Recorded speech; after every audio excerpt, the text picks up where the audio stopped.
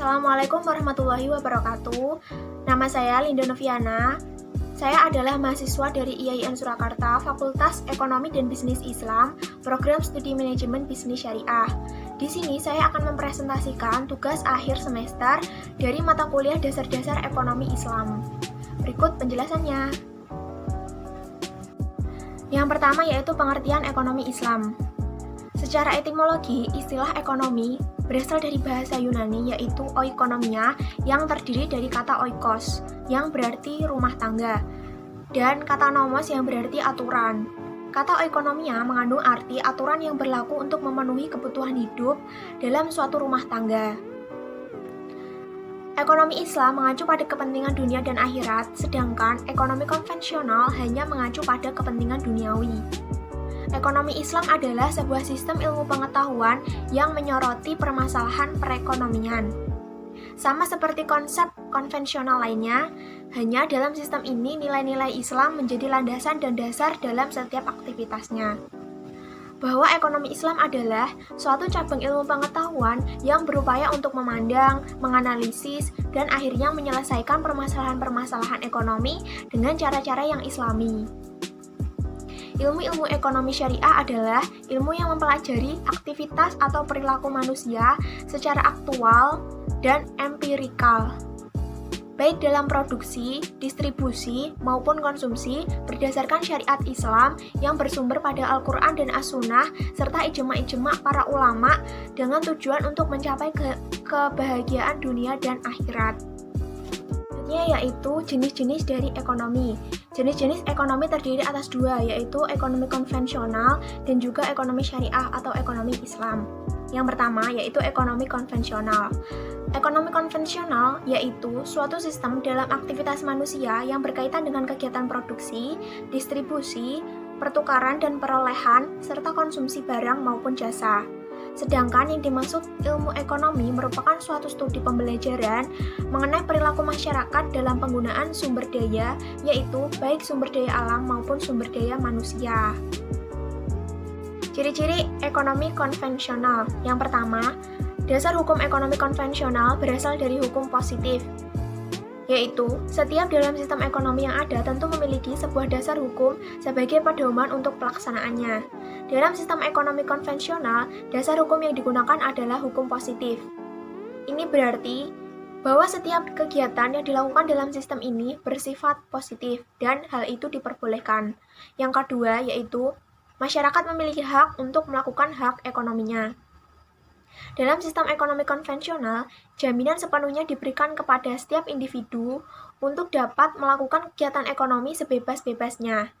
Diharapkan dengan hal ini, maka setiap individu atau unit kelompok dapat mengembangkan usaha legalnya dan memperoleh perizinan yang legal atas usaha yang dikelolanya. Selain ini, pemberian kebebasan ini diharapkan dapat merangsang pola pikir untuk dapat kreatif, inovatif dalam berusaha. Yang ketiga, pemerintah tidak dapat campur tangan langsung terhadap kegiatan ekonomi. Dalam sistem ini, kewenangan pemerintah sangat dibatasi. Peran pemerintah hanyalah sebagai pengamat dan pengawas kebijakan ekonomi. Artinya, bahwa pemerintah dilarang untuk ikut campur di dalam kegiatan ekonomi bermasyarakat. Yang keempat yaitu alat produksi berada di tangan perorangan. Sebelum sudah dijelaskan bahwa ekonomi berada di tangan masyarakat, sehingga segala alat produksi juga berada di tangan perorangan. Artinya bahwa sebagai pelaku usaha, setiap perorangan harus menyediakan sendiri alat untuk mendukung usaha mereka. Dengan demikian, maka semua peralatan yang ada dalam rangka mendukung usaha menjadi kekuasaan dari perorangan itu sendiri dan bukan dari kelompok. Yang kelima yaitu kegiatan konsumsi, produksi, dan distribusi yang didasarkan atas motif mencari keuntungan.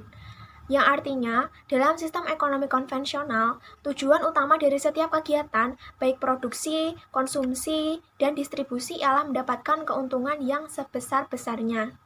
Laba merupakan hal yang menjadi motif utama dari setiap kegiatan ini, dan difokuskan untuk mendapatkan laba yang sangat optimal. Sehingga bisa dibilang bahwa kegiatan yang ada dalam hal ini lebih berfokus pada hal yang dibandingkan dengan proses. Yang keenam yaitu adanya persaingan bebas dalam pasar. Dalam sistem ini bisa menyebabkan adanya persaingan bebas dalam setiap elemen dan para pelaku ekonomi. Persaingan bebas lebih kepada persaingan antara penjual untuk menjual barang yang serupa, antara pembeli untuk mendapatkan barang yang diinginkan, antara pekerja untuk mendapatkan pekerjaan, antara pemberi kerja untuk mendapatkan pekerja yang berkompeten dan ahli. Yang ketujuh yaitu ketersediaan modal menjadi hal penting dalam bidang ekonomi. 8. Harga-harga dibentuk dari pasar bebas. 9. Terdapat pasar bebas. Yang ke-10, adanya kemudahan dalam memperoleh pinjaman. Yang selanjutnya yaitu tujuan ekonomi konvensional. Berikut tujuan dari ekonomi konvensional yaitu yang pertama, manusia dimotivasi oleh kepentingan dirinya sendiri yang diekspresikan terutama melalui pencarian untuk mendapatkan keuntungan finansial. 2. Tindakan yang menghasilkan pengembalian finansial terbesar kepada individu atau perusahaan adalah yang paling bermanfaat juga bagi masyarakat. 3. Perilaku kompetitif lebih rasional bagi individu dan perusahaan daripada perilaku kooperatif yang akibatnya masyarakat harus dibangun skapnya di sekitar motif kompetitif. 4.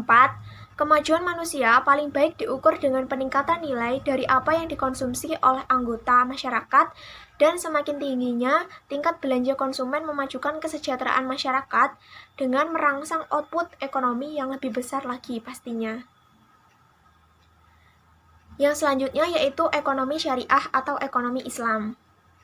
Ekonomi syariah adalah cabang ilmu pengetahuan sosial yang membahas ekonomi dengan ajaran agama Islam, yaitu yang berdasarkan tuntunan Al-Quran dan Al-Hadis. Ciri-ciri ekonomi syariah. Ciri-ciri ekonomi syariah yaitu 1. Aktivitas perekonomian dalam Islam sifatnya pengabdian. 2. Aktivitas ekonomi dalam Islam mempunyai suatu cita-cita yang luhur. 3. Ekonomi syariah menjadikan keseimbangan antara kepentingan individu dan kepentingan masyarakat. Yang selanjutnya yaitu pengawasan yang sebenarnya dilaksanakan dan diterapkan dalam aktivitas ekonomi Islam. Tujuan dari adanya ekonomi syariah yaitu ekonomi syariah tidak berbeda dengan tujuan syariat Islam, yaitu untuk mencapai kebahagiaan dunia dan akhirat dengan tata kehidupan yang baik dan terhormat. Tujuan dari ekonomi syariah yaitu tujuan ekonomi syariah tidak berbeda dengan tujuan syariat Islam, yaitu untuk mencapai kebahagiaan dunia dan akhirat dengan tata kehidupan yang baik dan terhormat.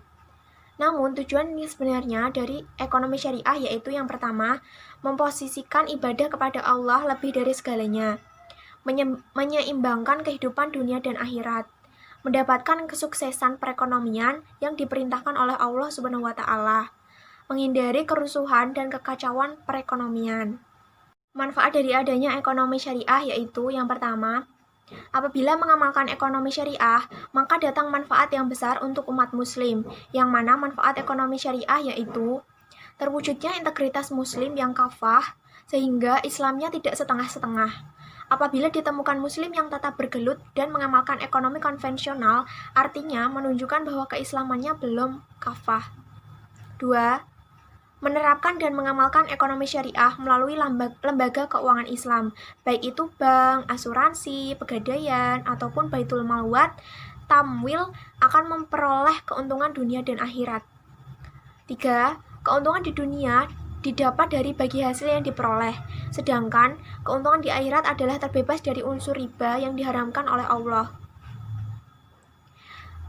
Selanjutnya, praktik ekonomi yang didasarkan syariat Islam mengandung nilai ibadah karena sudah mengamalkan syariat Allah.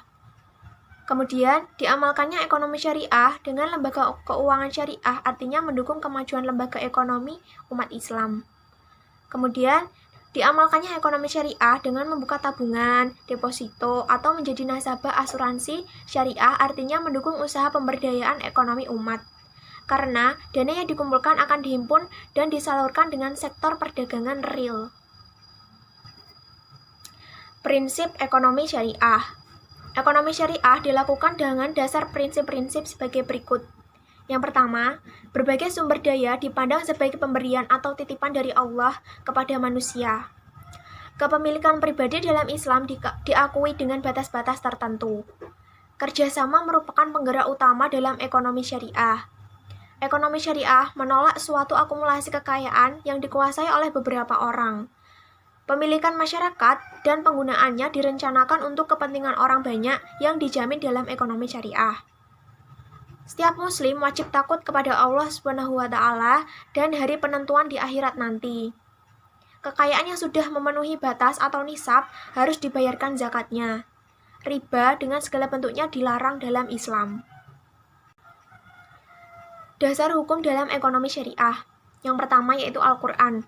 Al-Quran pada dasarnya adalah wahyu dari Allah yang diberikan kepada Nabi Muhammad SAW untuk membimbing umat manusia, karena di dalam Al-Quran jawaban atas semua permasalahan pasti ada. Mulai dari kehidupan sehari-hari sampai tentang ekonomi ada. Yang kedua adalah hadis. Hadis yaitu suatu hal yang berasal dari Nabi Muhammad SAW yang berupa perkataan, perilaku, dan perbuatannya. Yang ketiga yaitu ijma'. Ijma' merupakan pendapat atau fatwa-fatwa yang berasal dari para ulama yang telah disetujui bersama dan tentu tetap berdasarkan pada Al-Quran. Selanjutnya yaitu ijtihad dan qiyas. Ijtihad yaitu salah satu perbuatan yang dilakukan oleh para ulama untuk melaksanakan musyawarah untuk memecahkan suatu kejadian yang muncul dalam masyarakat. Yang selanjutnya adalah permintaan dan penawaran. Yang pertama adalah permintaan dalam Islam. Teori permintaan Islami membahas permintaan yang halal, barang haram, dan hubungannya antara keduanya. Dalam motif permintaan Islam menekankan pada tingkat kebutuhan konsumen terhadap barang tersebut. Permintaan Islam bertujuan untuk mendapatkan kesejahteraan atau kemenangan akhirat atau fakah sebagai turunan dari keyakinan bahwa ada kehidupan yang abadi setelah kematian, yaitu kehidupan akhirat. Sehingga anggaran yang ada harus disisihkan sebagai bekal untuk di kehidupan akhirat nanti. Permintaan menurut ekonomi Islam. Permintaan diartikan sebagai jumlah barang yang diminta. Permintaan dalam ekonomi Islam sama dengan ekonomi konvensional. Namun, ada prinsip-prinsip tertentu yang harus diperhatikan oleh individu muslim dalam keinginannya. Islam mengharuskan orang untuk mengkonsumsi barang yang halal dan thayyib. Aturan Islam melarang seorang muslim memakan barang yang haram, kecuali dalam keadaan darurat, di mana apabila barang tersebut tidak dimakan, maka berpengaruh terhadap muslim tersebut. Di saat darurat, seorang muslim dibolehkan mengkonsumsi barang haram secukupnya. Faktor-faktor yang mempengaruhi permintaan secara umum yaitu harga barang itu sendiri, harga barang lain, tingkat pendapatan, selera, kebiasaan, dan mode, jumlah penduduk, serta perkiraan harga di masa yang akan datang. Islam tidak menganjurkan permintaan terhadap suatu barang dengan tujuan kemegahan, kemewahan, dan kemubadiran. Bahkan Islam memerintahkan bagi yang sudah mencapai nisab untuk menyisihkan dari anggarannya untuk membayar zakat, infak, dan juga sedekah. Selanjutnya yaitu perbedaan antara permintaan konvensional dengan permintaan Islam atau permintaan berdasarkan syariat Islam. Yang pertama, perbedaan utama antara kedua teori tersebut tentunya adalah mengenai sumber hukum dan adanya batasan syariah dalam teori permintaan Islami. Permintaan Islami berprinsip pada entitas utamanya yaitu Islam sebagai pedoman hidup yang langsung dibimbing oleh Allah Subhanahu wa taala. 2. Teori ekonomi yang dikembangkan Barat membatasi analisisnya dalam jangka pendek, yakni hanya sejauh bagaimana manusia memenuhi keinginannya saja. Tidak ada analisis yang memasukkan nilai-nilai moral dan juga sosial. 3. Konsep permintaan dalam Islam menilai suatu komoditi tidak semuanya bisa untuk dikonsumsi maupun digunakan. Dibedakan antara yang halal maupun yang haram. Yang keempat yaitu dalam motif permintaan Islam menekankan pada tingkat kebutuhan konsumen terhadap barang tersebut, sedangkan motif permintaan konvensional lebih didominasi oleh nilai-nilai kepuasan atau interest. 5. Permintaan Islam bertujuan mendapatkan kesejahteraan atau kemenangan akhirat atau falah sebagai turunan dari keyakinan bahwa ada kehidupan yang abadi setelah kematian, yaitu kehidupan akhirat, sehingga anggaran yang ada harus disisihkan untuk bekal untuk kehidupan akhirat nantinya. Yang selanjutnya yaitu penawaran. Penawaran adalah banyaknya barang atau jasa yang tersedia dan dapat ditawarkan oleh produsen kepada konsumen pada setiap waktu tertentu. Secara umum, tidak banyak perbedaan antara teori permintaan konvensional dengan Islami, sejauh hal itu dikaitkan dengan variabel atau faktor yang turut berpengaruh terhadap posisi penawaran. Bahkan, bentuk kurva secara umum pada hakikatnya sama. Satu aspek penting yang memberikan suatu perbedaan dalam perspektif ini kemungkinan besar berasal dari landasan filosofi dan moralitas yang didasarkan pada premis nilai-nilai Islam. Yang pertama adalah bahwa Islam memandang manusia secara umum, apakah sebagai konsumen atau produsen, sebagai suatu objek yang terkait dengan nilai-nilai.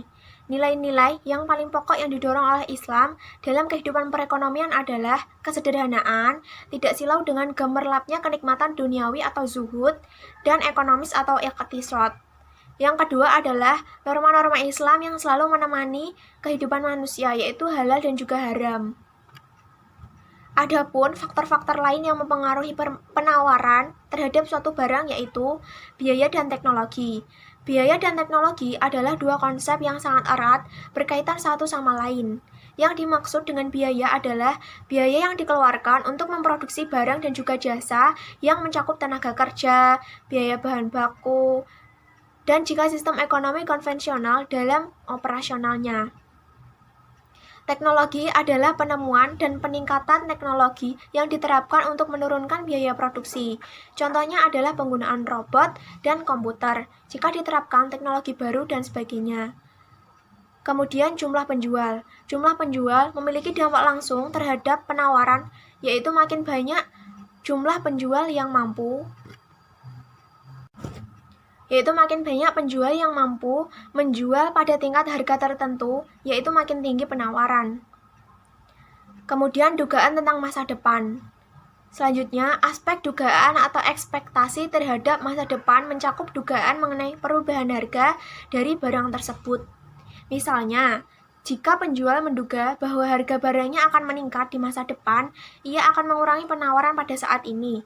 Akibatnya, penawarannya berkurang. Hal ini dilarang oleh Nabi, karena seperti nanti yang akan kita lihat, perilaku ini mengakibatkan harga di pasar melonjak.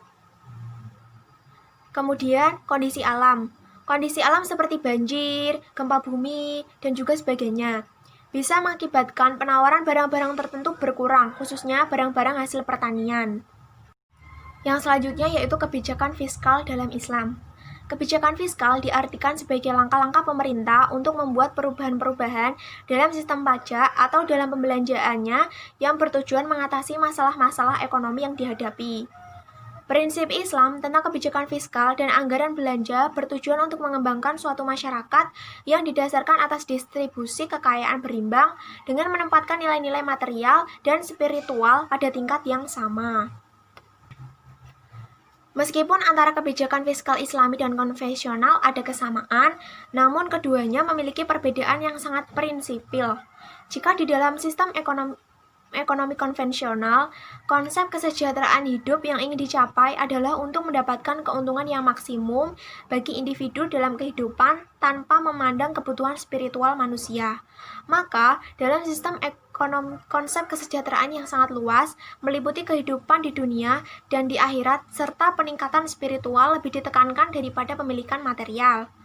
Dapat dipahami, kebijakan fiskal dalam Islam bertujuan untuk mengembangkan suatu masyarakat yang didasarkan atas distribusi kekayaan berimbang dengan menempatkan nilai-nilai material dan spiritual pada tingkat yang sama.